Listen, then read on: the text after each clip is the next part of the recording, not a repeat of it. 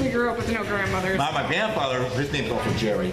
He's been going. Oh, wow. Yeah, he's been going over. That's why I got my comedy from. My grandfather was a comedian in the family. No kidding. He had a light up bow tie, lit up. No. Literally lit up. Yeah. And when I got married the first time, he wore that bow tie to my wedding. Freaked out my mother-in-law, but he still wore it. See, you know, growing up, and I still think this is true. I really have loved making my mother laugh. Mm-hmm. It's, you know, I thought if I kept my mother laughing, like all the problems in my life and my family would go away. Right. But like she would kill me for saying this, but she really reminds me of her father because as she gets older, because my grandfather, her father was, she's the youngest of 6. My grandfather, my maternal grandfather was an alcoholic as well. But when my mother laughs, I find that she looks and sounds exactly like her father. Really? Yeah. Wow. Oh yeah. It's freaky. I'm like, oh yeah, that's sounding like Grandpa. Like it's a very genuine. She throws her head back, and you know you can see her teeth, and it's. Was there anybody? It gives me a lot of joy. Was there anybody in your family that was funny? In your family members, that was really funny? Me and my dad. I mean, you know, my brother maybe too. You know, he doesn't have a lot of education, but he's humorous. He's funny. He can crack it. My brother can crack a joke. He can crack a joke. Wait, better than I am. My grandfather, God rest his soul, he was a comedian, comic in the family. He tell a lot of jokes. He tell me stories all the time, make me laugh. And before he passed away, he would go to the doctor. He was 80 years old. He passed away 80 years old. He went to the doctor, and they would do a joke every time they went to each other's appointments. Like, every time he went there, Dr. Johnson was the doctor's name, would say a joke. Then the following time, like my grandfather was back again, it was his turn to say a joke. So every time he went there, they write script. So the last time was my grandfather's turn to tell a joke to the doctor. And the joke was, hey Doc, I got one for you. You're never going to guess this. He goes, well, tell me, what is it? Where was Moses when the lights went out? And the Dr. Johnson was like, scratched his head for like 2 or 3 minutes. I said, I don't know. And my grandfather said, in the dark. Yeah.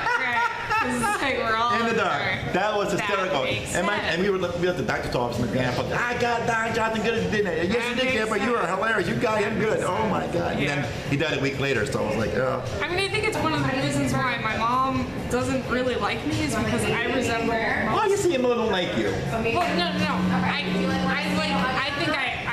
I see the bright side of life, and she just, you know, she saw herself as a victim, and I've worked hard at not seeing myself as a victim, and I just think that, you know, I resemble and act the most like my dad, and because she just couldn't tolerate my dad, that's what. Grow up, Mom. Really She's funny. This girl's hilarious. She's gonna be a star. She'll be like Amy Schumer. Even higher than Amy Schumer. Hopefully. I got Moxie Jane gave me a great compliment. She said, "You remind me of Amy Schumer's good friend Nikki Glazier," and that's a high compliment. Yeah. And I agree. I agree too. I totally agree. Growing up, that story that I do tell, the joke that I do tell about how I had to pee once when I was 15, and my brother was behind the bathroom door, and I really had to go to the bathroom, but he was taking his sweet time, like taking a shit.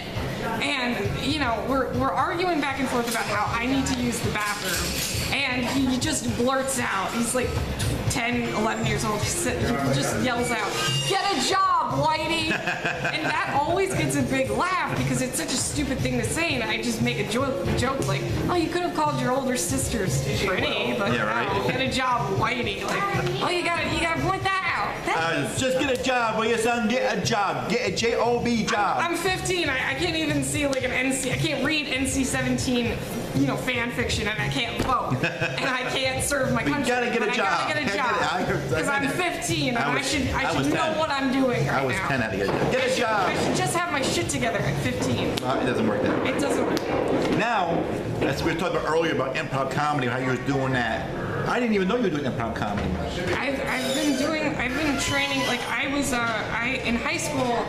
In high school, I was really an outcast. So all the theater kids were already sort of established. So I looked for another program called Young Actors Guild that's headed by Mary D'Amico, and she really like trained us kids to kind of be professional actors. Oh yeah, like you paid like a lot of money to go to her program, but she really treated us like people that were professional actors, even though we were 16 years old. Right. Well, you know, I've been there. I've been doing improv with you guys too. How do you think I do with improv? I think I do pretty good with it. You do pretty good. Do I suck at it? Should I give it up? You do pretty good. Jerry, give up comedy. Just give up comedy. Do improv. Give it up. Just give it up. Jerry, Well, which one would you be more likely to get paid eventually? Probably Well, comedy? well, I can do both. I can Because do. that's what a friend told me on Facebook today. He's like, you get paid. You'll get paid eventually. Yeah. Well, here's the thing. You're not gonna get paid doing improv. Just like you know. No. Well, you don't know that. You could. Listen. I seen on some of the theaters, people doing theaters, doing improv, and they get paid for it. Yeah. But you gotta be really, really good. You gotta be Yeah. engaging. I mean, it's like, you're not gonna do that. It can happen. You ever see Saturday? I mean, you've seen Saturday Night Live, Yeah. right? That's all improv. That's true. So That's yes, true. you can get paid for that. That's true. But you gotta have the right energy, you gotta have the right Okay. charisma, and to do it. I mean, I see And you what you can't do. be a half hour late to your audition. As we've seen, I'm season 2. Because some of us have other job because the comedy's not paying all my bills yet, okay? So I have to work another job. Because we have teenagers that work in their coffee shop and they hate to work How there. many jobs do you have, Jerry? One. But I do Do podcasts. you work Monday through Friday, 9 to 5? What's your schedule like? Yeah, but like I had off today, so today and tomorrow I'm off. I generally work 6 to 3, 6 to 2, 6 to 3. But for a long time I was doing night shift. I was working like 3. Overnights. No, not overnight. I could not do overnight. No, I was doing 2 to 10, or I was doing 3 to 10, 30. Yeah. But I don't do it because I'm doing shows every night. I bet this year I've been more busier than the last 3 years of doing comedy. Really? Yeah. That's mine. I was telling you earlier. I'm doing a lot of hosting shows for him. So he's been getting me gigs. I've been doing things for him. I've been doing the comedy work thing. I've been doing the auditions for the comics there, the funny bones. I've done that quite a few times. Right. Yep. So I got it going on. I'm got it going on. Robert Hall's out, but I went to school with this idiot. He said, "I'll give you $1, Jerry. I'll punch you in the throat for $1." Sad little man. I think Carlisle Carey does have a hat that sometimes she does pass around on Thursday nights when we do open mic nights there when she's hosting. So No, that's Friday. I mean Friday nights. Friday nights. That was just the storytelling. Yes. Okay, Friday. That's kind of low right now because That's true. the scene's been all the college kids are gone right now. They're all back home, so that's kind of like dead. I right now. killed though when I went to the 2 times that I went to the open mic night at Hudson River Coffee House. I mean, come. There's on Thursday nights there's an open mic night at Hudson River Coffee House, and it's hosted by a guy who knows how to play the trumpet. He's really good. He is. They like do an 8 to 10 minute show of music, and it's actually pretty good. Hello, Lisa Ann Miller. Lisa Ann Miller. She's I just met this girl recently. She's a beautiful young lady. She's cute. She came to my show, but she was late getting there because, well, the show got changed around, and it was just a mess. But we had a good time. I hung up for a couple hours, had dinner, we talked and everything, and she's a sweetheart. I like her. She's See, cute. things are just kind of winding down for me. Like, I had a day off to myself, and I bought a Lisa Frank t-shirt at Hot Topic. That's good. That was my day. I was writing all day. I was doing some stuff. I did a Facebook Live this morning. I wrote, a lot on Saturday. And I did a lot of writing today. I was writing, rehearsing, most of my stuff. Nice. So I've been busy today. So when is are you guys still doing at the Comedy Works that writing? No, honey, it's not your fault. I said it wasn't your fault. It's not your fault. Believe me, it's not your fault. I already said it wasn't your fault. The person that ran it's fault. It wasn't your fault. I already told you that. You're good. So you're good, honey. Are they still doing the comedy writing workshop? No, that's stopped. They haven't done that. Wow. But there's a guy named Bill Keller. I don't know if you know who he is. He used to write for the show with David Letterman. He's done other comics. Well, he has a writing session going on. He does a show. Yeah, they pay, I think it's like $300 for 4 weeks or 7 weeks of writing.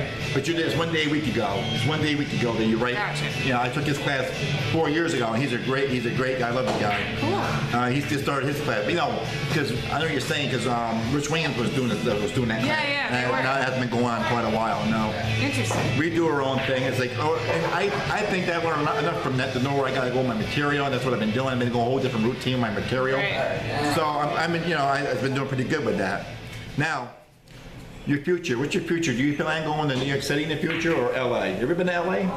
Or even New York City? I've been to LA. I've been to LA once. Really? And I visit New York City all the time. Yep. My mother's sister Judy is in Greenpoint in Brooklyn. Right. And her brother Paul is in Carmel, Lake Carmel. So yeah, of course I know New York City. I probably would do New York City. I mean, my cousin Caroline is in Manhattan. Yep.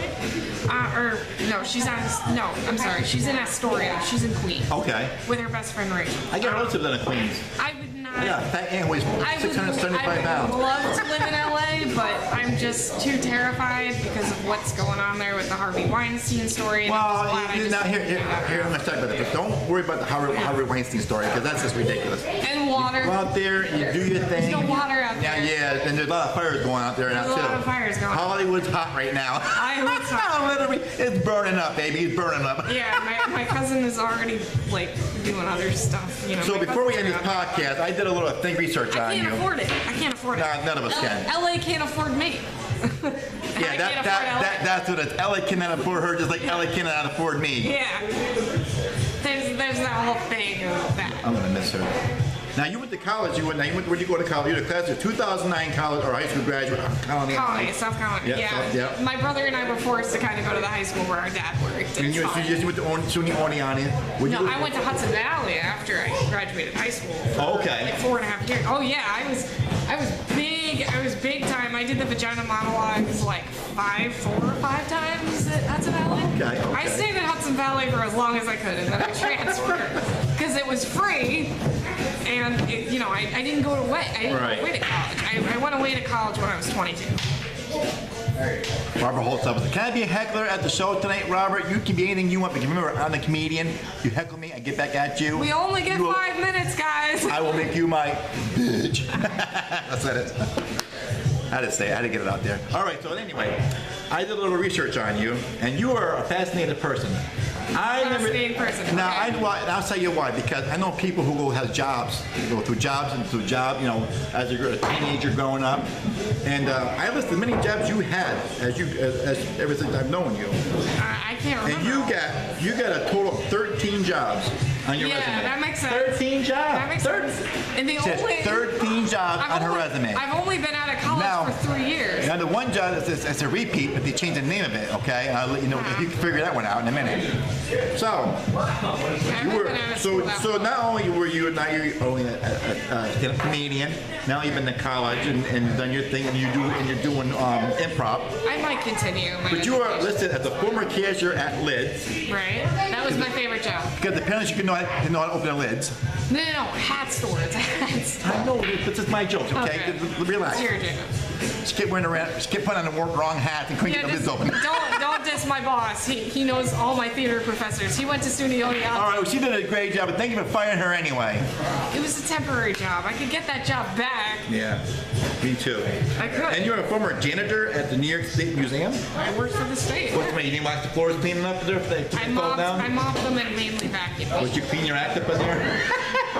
She was cleaning her act up. I'm killing it tonight. Also, you're a former cashier at Market 32, formerly known as Price Chopper. Okay. Couldn't get the prices right, huh? I worked in the front end in the bakery, and I didn't make it in the bakery. They fired me from the bakery. She didn't know how to bake. See, we have a similarity about foods because I can't cook. Okay. Yeah. I remember high school, 9th grade high school, home economics. We were making pizza, or we were making pancakes. Okay. Well, I'm better in the shop. Can I say the story here? Can I say the story? Oh, what are you new? So we were making pancakes. Everybody pancakes with them brown, okay, and fluffy. Well, we were in groups of 4.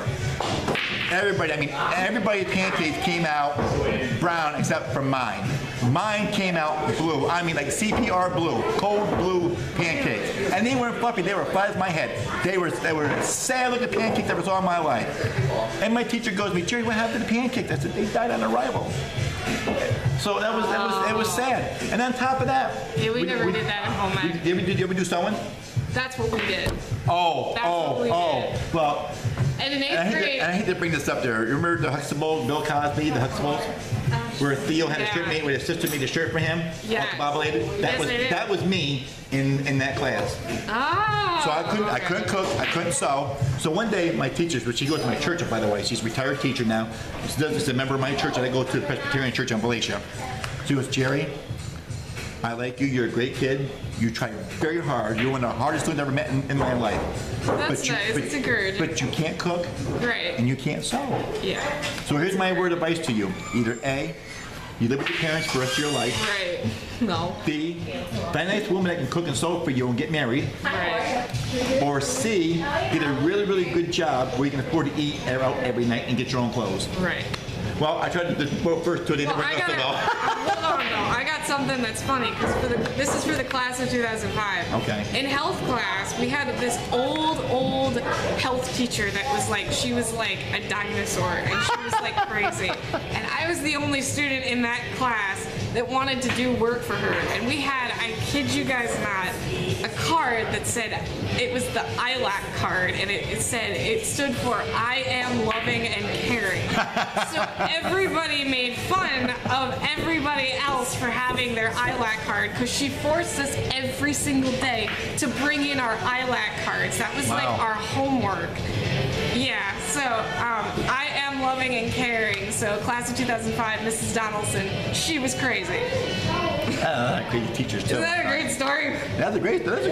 I am loving and caring. I hated health class because we had the joke of 2005. I hated health class because you had to learn the word sex. I didn't want a part of that Well, crap. back then, Fat Farms were cool, so the Fat Farm sneakers, but then we ruined our Fat Farm sneakers. Hey, look who's on. Comedian John Nace. Johnny boy, what's up, my friend? We are at the Lark Tavern, my friend. Are you coming? I'm not going to be here very long. No, she's leaving. She's taking the bus train. She's got to be in bed by 8 o'clock before she turns into a pumpkin. You know what I'm saying? Well, I mean, I'll be at the Low Beat tomorrow night. You're coming to the Low Beat, right? Well, yeah, I'm going to beat up. Listen, I'm a happening dude. I got to go on. I know you do. I don't know anymore. But it's just like, is Carlisle coming tonight?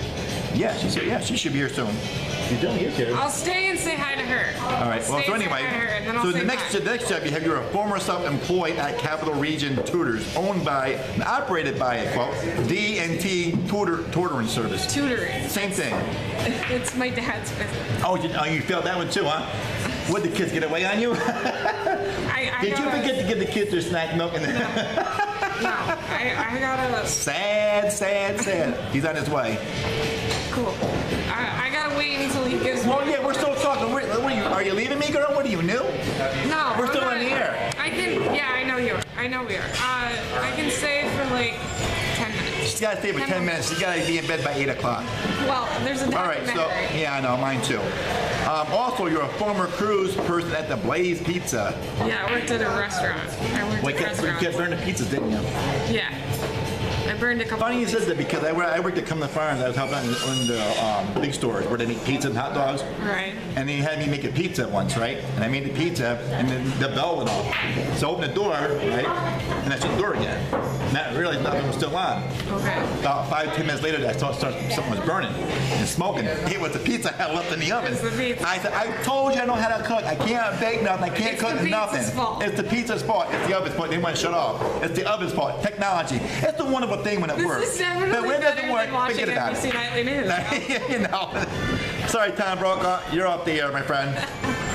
Also, you're a former host at TGIS Fridays. I worked at Fridays. What happened there? What happened there? My boss was. Well, they're all like that. I had to quit. She was a bad waitress. She kept giving everybody the wrong food and the wrong beer. I didn't even get to be a waitress. She made a person that was sober. Get that far, guys. They had a customer. I tell you what happened. What happened? There was a customer there, a woman there. That was a guy. A guy was there. Yeah, like he was an alcoholic, and she gave him beer. He wanted a root beer, but she gave him beer instead. Got him all looking up, pissed up, drunk. He hasn't been the same since. So good going. I'm not cut out to be a waitress. Yeah, we know. It's too much stress. Yeah, I know. That's I hear you. I'm probably better. I could be a waitress either. I can get the body for it. Yeah. So you're a former data specialist at Enlighten? It's by the airport. Oh, what, did you get late all along or something? It's just very far away. I couldn't get to it, so that's why I had to quit that job. Okay. Former retail sales associate at Five Below? What's it too cold? No, I worked for the Christmas season at Lids. I had 2 jobs during this past Christmas season. I worked at Five Below and I worked at Lids. Oh. So you could get the hats on right and it was always cold in there. Oh, I got people their hats. I'm sure you did. The wrong ones. And you're also a former cashier at Mobile Service. What, you couldn't sell gas? Hold on, Jerry. My boss and I during the Christmas season this past Christmas, we sold a good hat to a Giants player, a New York Giants player, and his first name is also Alex. I don't know his last name, but we sold a good hat to a Giants player, and we waited on it. Oh yeah, I heard about that. Yeah, I heard about some guy. New York Giants player. He's never been back since. He went to Five Below and said, "No, whoa!" It's like that Walmart. He's shopping at Target now. He's shopping at Target now. Yeah, he's shopping at Target now. Sad, sad. So also a former cashier at the McLaughlin Depot or department store, Garden Plaza. What's that? So I graduated in December of 2015, and then I stayed out there for the spring. Okay. And I worked at a clothing store down on Main Street. Oh, okay. Couldn't sell clothes either, huh? Get the wrong size on that I stuff? sold shoes.